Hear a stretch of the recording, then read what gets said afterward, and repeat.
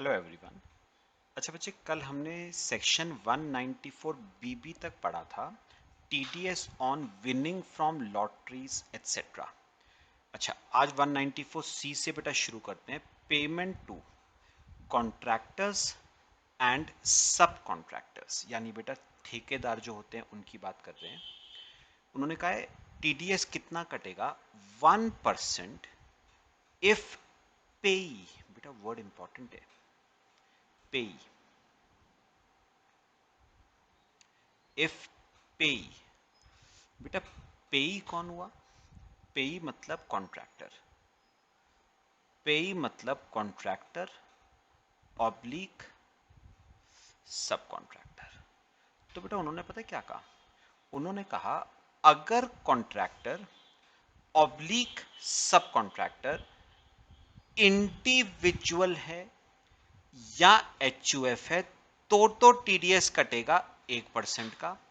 और अगर contractor oblique sub contractor कोई और है, अब चाहे वो फर्म हो चाहे वो कंपनी हो, तो बेटा कटेगा 2% का। ठीक है, अभी कुछ मत, अभी बस समझना, बाकी मैं अभी आपको सब लिखवाऊंगा। उन्होंने कहा टीडीएस कटने की लिमिट क्या है? अगर पेमेंट, बेटा यहां पर पेमेंट का मतलब है सिंगल पेमेंट, अगर सिंगल पेमेंट एक्सीड करती है 30,000 रुपए को, मतलब एक बार में अगर आपने किसी कॉन्ट्रैक्टर या सब कॉन्ट्रैक्टर को 30,000 से ज्यादा दिए तो उस पर टीडीएस कटेगा। और और aggregate payments made during the previous year. बेटा कई बार पता क्या होता है, आप कॉन्ट्रैक्टर या सब कॉन्ट्रैक्टर को ना बेटा मोटी पेमेंट्स नहीं देते हो। सपोज मैंने किसी कॉन्ट्रैक्टर सब कॉन्ट्रैक्टर को छोटी छोटी पेमेंट दी, 10,000 की, 15,000 की, 20,000 की, 25,000 की मैंने पेमेंट्स दी। तो उन्होंने कहा ऑल्दो आपने एक पेमेंट 30,000 से ऊपर नहीं करी है, लेकिन पूरे साल की पेमेंट्स का एग्रीगेट 1,00,000 रुपए को क्या कर गया है, एक्सीड, तो याद रखना क्या कटेगा बेटा, टीडीएस कटेगा। ठीक है, तो या तो सिंगल पेमेंट 30 से ऊपर हो या पूरे साल की पेमेंट्स का एग्रीगेट 1,00,000 से ऊपर हो। However, no TDS shall be deductive if contractor और subcontractor is in transport business. तो याद रखना, अगर कॉन्ट्रैक्टर या सब कॉन्ट्रैक्टर ट्रांसपोर्ट के बिजनेस में है ना, तो बेटा टीडीएस नहीं कटेगा, प्रोवाइडेड वो अपना परमानेंट अकाउंट नंबर क्या करे, फर्निश करे। चलो बच्चे, मैं आपको ना एक इसका भी एक एक्सप्लेनेशन करते हैं। सेक्शन 194 सी बनाओ बेटा मेरे साथ साथ। देखो क्या कहता है सेक्शन 194 सी, पेमेंट टू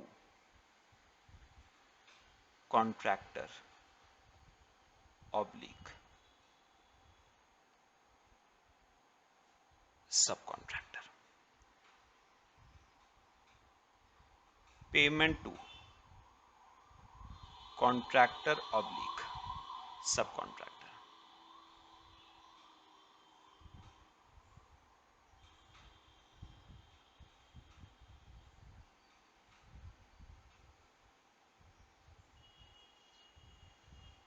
चलो बच्चे हेडिंग लिखो, फिर समझना शुरू करते हैं बेटा।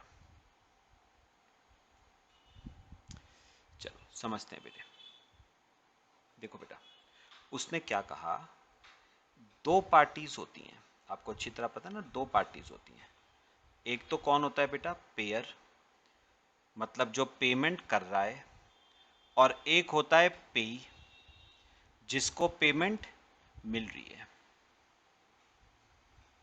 तो उसने कहा पेयर ने पेई को, पेयर ने पेई को करी कुछ पेमेंट, पेयर ने पेई को करी कुछ पेमेंट, और जो ये पेई है ये कौन है, या तो ये कॉन्ट्रैक्टर है या ये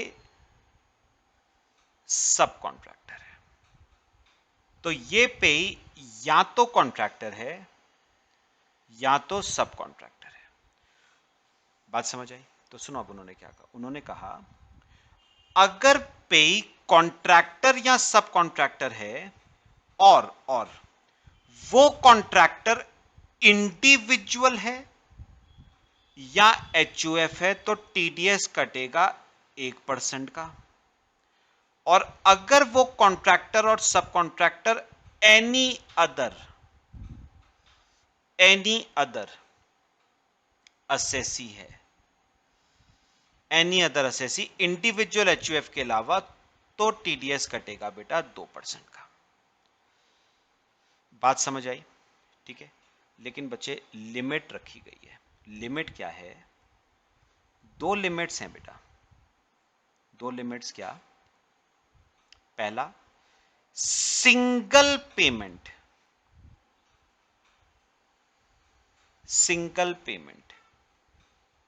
30 से ज्यादा करी तो टीडीएस कटेगा।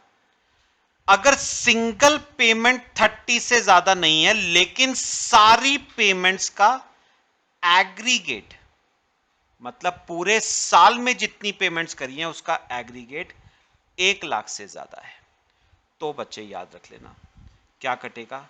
टीडीएस कटेगा।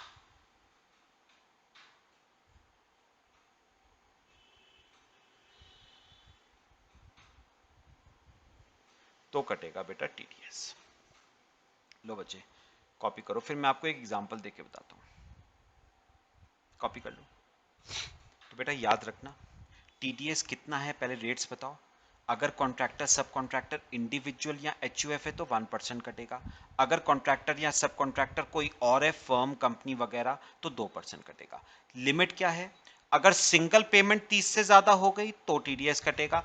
अगर सिंगल पेमेंट 30 से कम है लेकिन ड्यूरिंग द ईयर जितनी भी पेमेंट्स करी है सबका एग्रीगेट 1 लाख से ज्यादा है तो भी बेटा क्या कटेगा? टीडीएस कटेगा। कॉपी करो, फिर एग्जांपल देके बताता हूं बेटा आपको।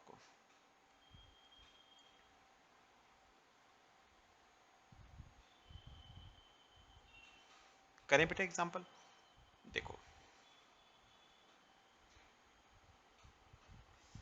बेटा बात कर रहे हैं हम इंडिविजुअल। हम मान रहे हैं कि कॉन्ट्रैक्टर सब कॉन्ट्रैक्टर कौन है बेटा? इंडिविजुअल है। ठीक है, अब देखो, सुनो सुनो। अब बेटा इंडिविजुअल को ना during the year payments receive हुई हैं 1 अप्रैल को, 30 जून को, 30 सितंबर को और 1 जनवरी 20 को। 4 payments during the year receive हुई है। ठीक है, 1 जनवरी 20 को। देखो पहली पेमेंट 20 की, दूसरी पेमेंट 25 की, तीसरी पेमेंट 32 की और चौथी पेमेंट 15,000 रुपए की। मतलब टोटल पैसा उसको रिसीव हुआ है, एडअप करो, 20 + 25 45 + 32 77 + 15 92,000। तो इंडिविजुअल को टोटल पेमेंट रिसीव हुई है 92,000। बात समझ आई? आपको मुझे बताना है टीडीएस कितना कटेगा। पहले मुझे एक बात बताओ बेटा, पहले मुझे एक बात बताओ, क्या पूरे साल में जितनी पेमेंट्स मिली हैं उनका टोटल बताओ। पहले सिंगल पहले नहीं देखना, पहले टोटल। क्या टोटल 1 लाख से ज्यादा है क्या? नहीं बेटा, आपको पूरे साल में 92,000 की पेमेंट मिली है तो टोटल 1 लाख रुपए से कम है बच्चे। तो याद रखना 92 पे तो टीडीएस नहीं कटता बेटा, एक बात पक्की है। ठीक है, अब मुझे बताओ टोटल तो 1 लाख से ज्यादा नहीं है ना, तो पहली कंडीशन तो अनसेटिस्फाइड।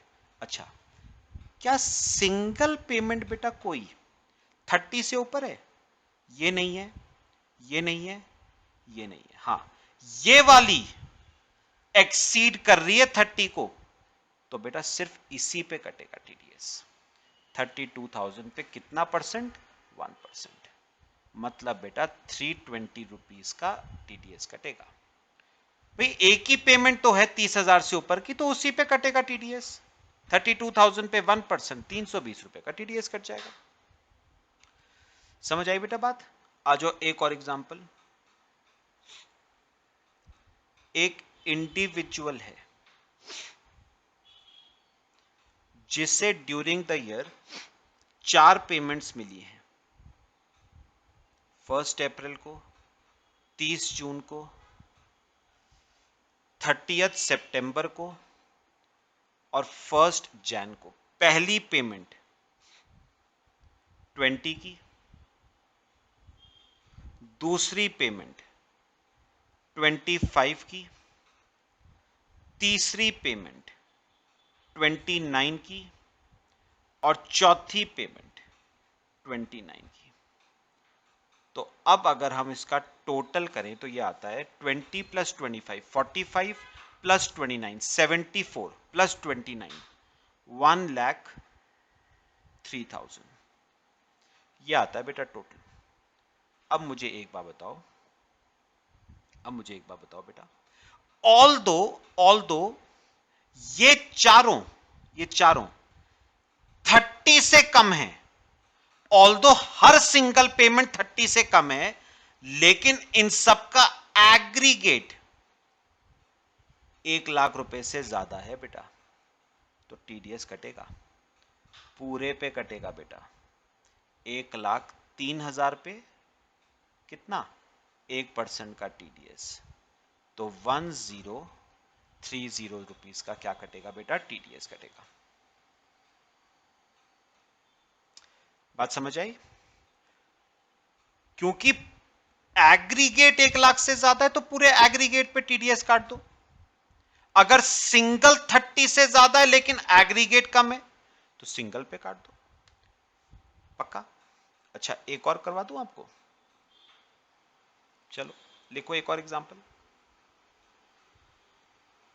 चलो फिर से बात करते हैं इंडिविजुअल की।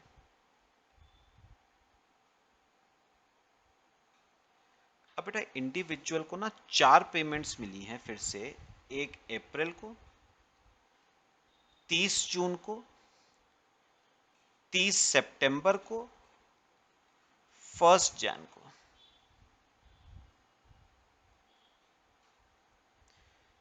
बीस 20,000 की, 25,000 की, 22,000 की, 23,000 की। कर दे टोटल बेटा। तो 20 प्लस 25 45 प्लस 22 45 प्लस 22 67 प्लस 23 90। तो अब बताना बेटा, अब बताना मुझे बताओ बेटा, हर सिंगल पेमेंट 30 से कम है, हर सिंगल पेमेंट 30 से कम है और एग्रीगेट 1,00,000 से कम है, तो दोनों में से कोई भी शर्त सेटिस्फाई नहीं हो रही बेटा, नो टीडीएस। भाई दोनों में से एटलीस्ट एक शर्त तो सेटिस्फाई हो, कोई टीडीएस नहीं कटेगा बेटा। Neither of the condition is satisfied, तो लिखना चाहो लिख लेना, नो टीडीएस। रीजन लिखना, because neither of the condition is satisfied, neither of the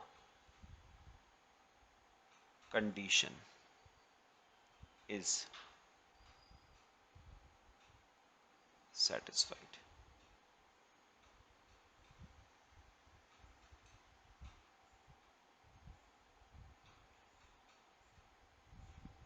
neither of the condition is satisfied।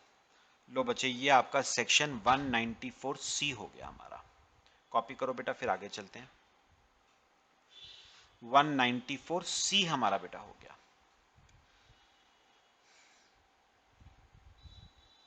Clear हो रहा है बेटा? चलो आगे चलें, आ जाओ मेरे साथ साथ। चलो छोटा सा सेक्शन है 194D। बेटा 194D क्या है? इंश्योरेंस कमीशन का। ठीक है, सिंपल। मेरी बात सुनो बेटा, आपको पता होना चाहिए बेटा, हर इंश्योरेंस कंपनी के ना अपने इंश्योरेंस एजेंट्स होते हैं। तो ये एजेंट्स क्या करते हैं, ये एजेंट्स कंपनी को बिजनेस लाके देते हैं। तो कंपनी इनको क्या देती है बेटा, कमीशन देती है। उस कमीशन पे बेटा टीडीएस कटेगा 5% का है, अगर कमीशन 15,000 रुपए से ज्यादा है। बात समझ आई? कमीशन वाला पॉइंट ही कर रहे हैं अभी। अभी सुनो सुनो सुनो सुनो, कमीशन के बेटा 2 सेक्शन अभी और हैं।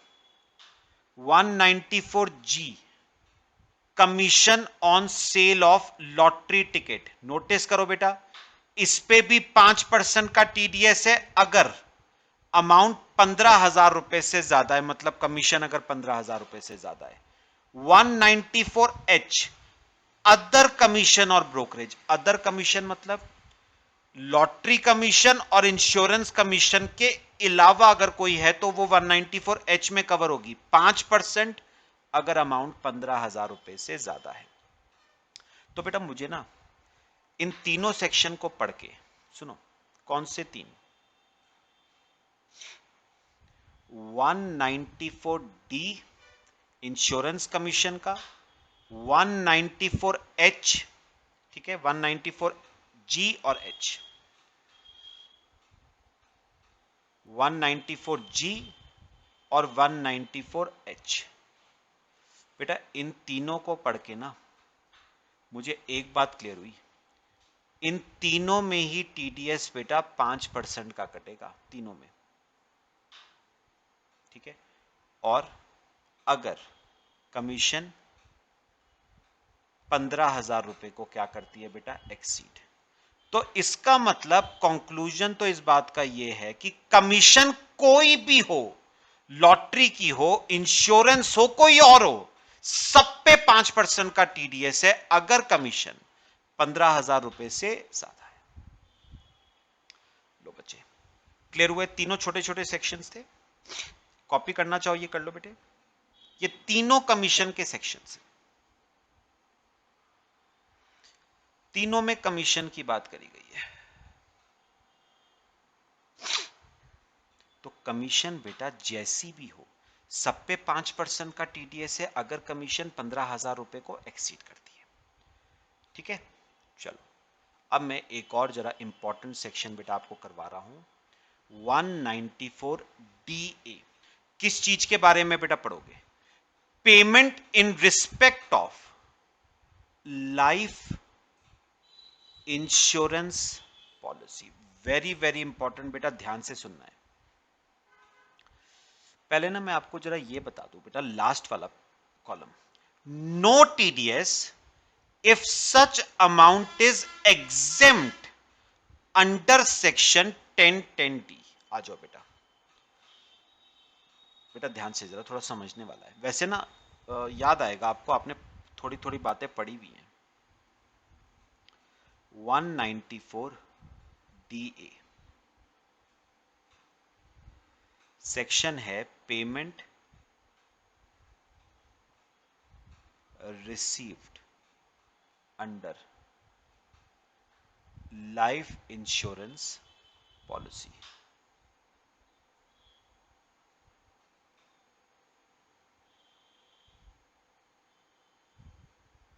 Payment received under life insurance policy.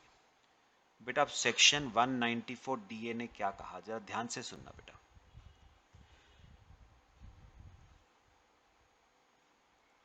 देखो बेटा ऐसा होता है, मेरी बात सुनो, लाइफ इंश्योरेंस पॉलिसी का, मैंने क्या कहा बेटा, लाइफ इंश्योरेंस पॉलिसी का जो पैसा आपको मिलता है ना बेटा, वो पैसा बेटा टैक्सेबल भी हो सकता है और वो पैसा बेटा एग्जेम्प्ट भी हो सकता है।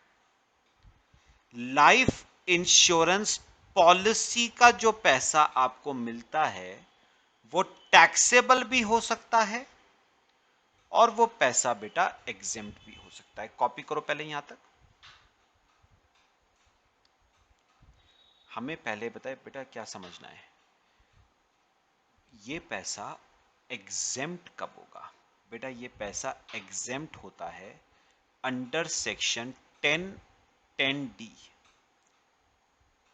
कब एग्जेम्प्ट होगा वो हमें समझना है। ये पैसा एग्जेम्प्ट होगा अंडर सेक्शन 1010D। क्या कंडीशंस क्या हैं बेटा?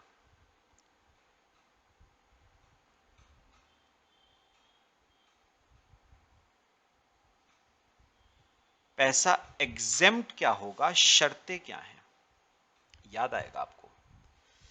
बेटा एक काम करो, इसके नीचे ना, इसके नीचे दो कॉलम बनाओ, दो कॉलम, पॉलिसी इशूड और प्रीमियम। याद करना, आपको याद आएगा। अब सुनो सुनो, याद करो, आपने डिडक्शंस अंडर चैप्टर 6A में सेक्शन 80C किया था, सबसे पहला सेक्शन, सबसे पहले सेक्शन का सबसे पहला पॉइंट हमने लाइफ इंश्योरेंस प्रीमियम किया था। उसमें याद करो क्या था, उसमें था अगर पॉलिसी आपने ली है ऑन और बिफोर 31 मार्च 2012। अब सुनना ध्यान से, अब थोड़ा सा डिफरेंट तरीके से बोलेंगे। अब सुनो उन्होंने क्या कहा, उन्होंने कहा अगर आपने पॉलिसी 31 मार्च 2012 को या उससे पहले ली है और जो प्रीमियम आप दे रहे हो ना वो 20% है सम अश्योर्ड का। अगर आपने पॉलिसी 31 मार्च 12 से पहले ली है या 31 मार्च 12 को ली है और जो प्रीमियम आप दे रहे हो वो 20% तक है, मतलब 20% है या उससे कम है, तो उस केस में बेटा लाइफ इंश्योरेंस पॉलिसी का जो पैसा आपको मिलेगा ना मैच्योरिटी पे, वो पूरे का पूरा बेटा क्या रहेगा, एग्जेम्प्ट। पक्का? फिर उन्होंने क्या कहा सुनो, अगला बताना क्या था, अगला, अगर आपने पॉलिसी ली है ऑन और आफ्टर 1 अप्रैल 2012, 1 अप्रैल 12 को या उसके बाद ली है और जो प्रीमियम आप दे रहे हो वो मैक्सिमम है 10% ऑफ सम अश्योर्ड, तो उस केस में लाइफ इंश्योरेंस पॉलिसी का जो पैसा आपको मिलेगा मैच्योरिटी पे वो सारा का सारा बेटा क्या होगा, एग्जेम्प्ट। अच्छा, तीसरी बात क्या थी, याद करो बेटा, तीसरी बात क्या थी, तीसरी बात थी अगर आपने पॉलिसी ली है ऑन और आफ्टर 1 अप्रैल 13 और जो प्रीमियम आप दे रहे हो वो मैक्सिमम 15% ऑफ सम अश्योर्ड है, 15% से ज्यादा नहीं है, तो याद रखना मैच्योरिटी पे जो पैसा आपको मिलेगा वो सारा का सारा बेटा क्या रहेगा, एग्जेम्प्ट। तो बेटा कहने का मतलब पता है क्या है, उनका कहने का मतलब इतना है कि जो आप प्रीमियम दोगे ना इन पॉलिसीज का, लाइफ इंश्योरेंस पॉलिसी का जो प्रीमियम दोगे ना वो इस दायरे के अंदर अंदर रह के देना, इस दायरे के बाहर जाके मत दे देना प्रीमियम, नहीं तो मैच्योरिटी पे जो पैसा मिलेगा ना वो बेटा टैक्सेबल हो जाएगा। तो अगर आप इस दायरे के अंदर रह के 20%, 10%, 15% के दायरे के अंदर रह के आप प्रीमियम देते हो तो याद रखना मैच्योरिटी का सारा पैसा बेटा एग्जेम्प्ट होगा अंडर सेक्शन 1010D। लेकिन अगर आपने इस दायरे के बाहर कदम रखा, मतलब आपने प्रीमियम 20%, 10%, 15% से ज्यादा का दिया, तो बेटा मैच्योरिटी पे जो पैसा मिलेगा ना वो क्या होगा, टैक्सेबल होगा। बात बताओ समझ आई बेटा, कॉपी करो इसे।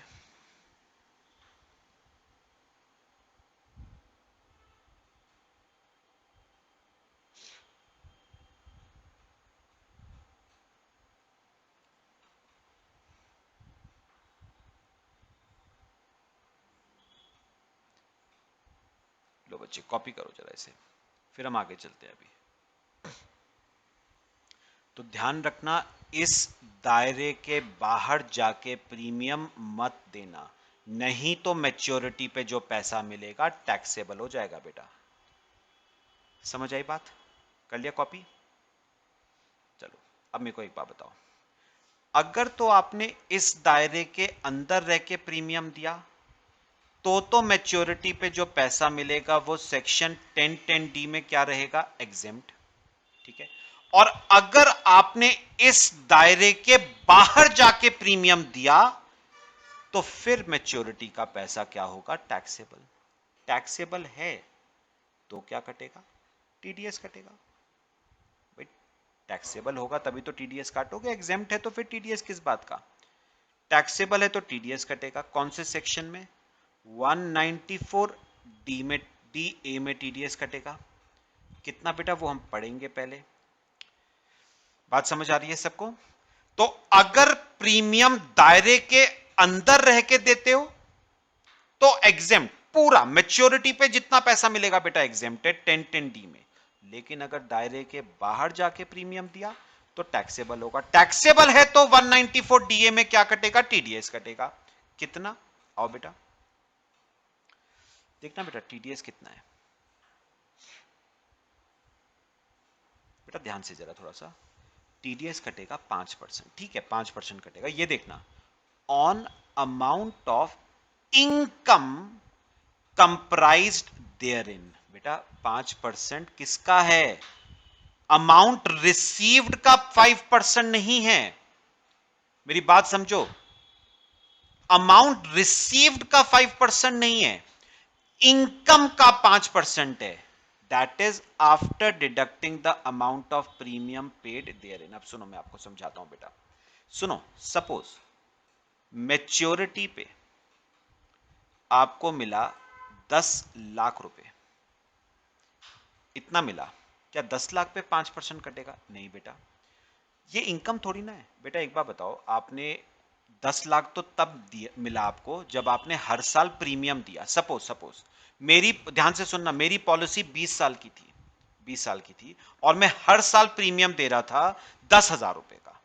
ठीक है, तो मेरे को एक बात बताओ, 10,000 का प्रीमियम दे रहा था, या 10,000 थोड़ा कम हो गया, मैं कहता हूं 30,000 का प्रीमियम दे रहा था। सुनो, 30,000 रुपए का मैं प्रीमियम दे रहा था।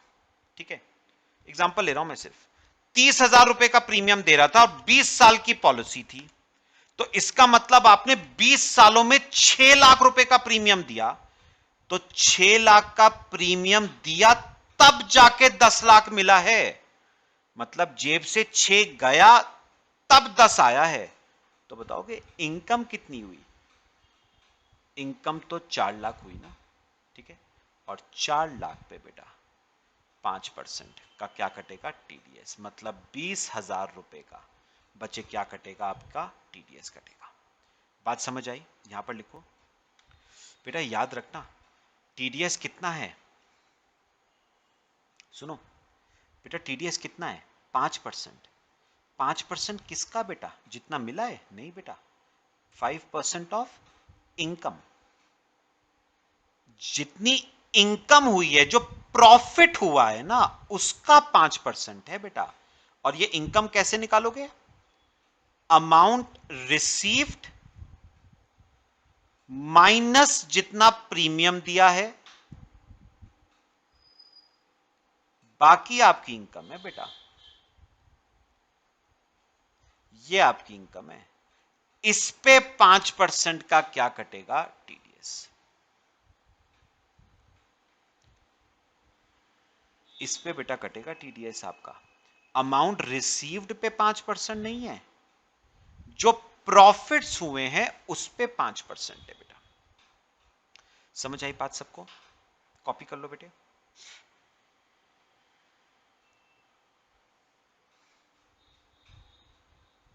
फिर आगे चलते हैं बेटा।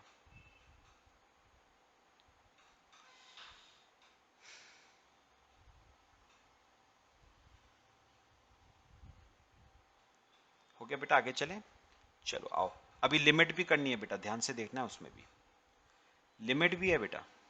देखो, if amount received is 1 lakh और मोर। अब ये भी ध्यान दो, लिमिट क्या है? इनकम इज 1 लाख और मोर नहीं कहा है, अमाउंट रिसीव्ड इज 1 लाख और मोर। मतलब अगर ये अमाउंट रिसीव्ड 1 लाख से ज्यादा है ना तो टीडीएस कटेगा, लेकिन टीडीएस अमाउंट रिसीव्ड पे नहीं कटेगा, इनकम पे कटेगा।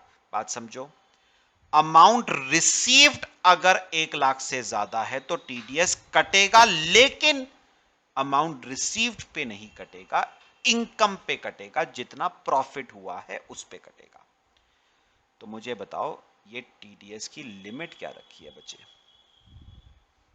लिमिट रखी है इफ अमाउंट रिसीव्ड एक्सीड्स कितना? एक्सीड्स और इज इक्वल टू 1 लाख। तो 1 लाख या 1 लाख रुपए से ज्यादा है तो टीडीएस कटेगा, लेकिन अमाउंट रिसीव्ड पे नहीं कटेगा, इनकम वाला जो कंपोनेंट है उस पे कटेगा। चलो बेटा कॉपी करो, बाकी हम बच्चे नेक्स्ट लेक्चर में रिकॉर्ड करेंगे।